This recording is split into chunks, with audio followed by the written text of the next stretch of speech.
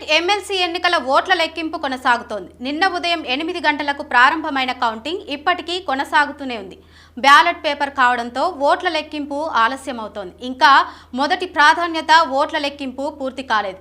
మొదటి ప్రాధాన్యత ఓట్ల లెక్కింపు ఇవాళ సాయంత్రానికి పూర్తయ్యే అవకాశం ఉన్నట్లు తెలుస్తోంది.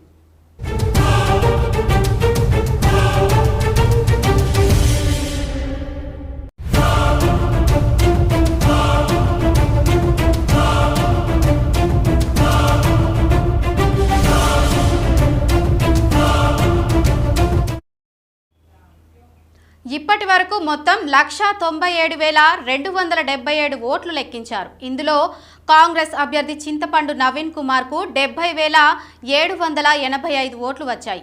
బీఆర్ఎస్ అభ్యర్థి రాకేష్ రెడ్డికి 56,113 ఓట్లు వచ్చాయి. బీజేపీ అభ్యర్థి ప్రేమేందర్ రెడ్డికి 24,236 ఓట్లు రాగా ఇండిపెండెంట్ అభ్యర్థి అశోక్ కు 20,037 ఓట్లు వచ్చాయి.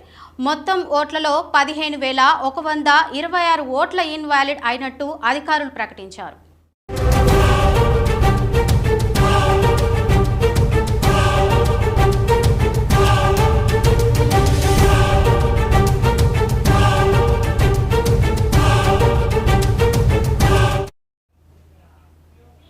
కౌంటింగ్లో చెల్లని ఓట్లు చాలా సమస్యగా మారాయి. ఓట్లేసింది గ్రాడ్యుయేట్లే అయినా చాలా వరకు చెల్లని ఓట్లే వస్తున్నాయని తెలుస్తోంది. ప్రాధాన్యత నెంబర్ రాసేటప్పుడు చాలా మంది తప్పు చేసినట్టుగా అధికారులు చెబుతున్నారు. అలాగే చాలా మంది బ్యాలెట్ పేపర్పై నినాదాలు, పేర్లు రాసినట్టుగా కూడా తెలుస్తోంది.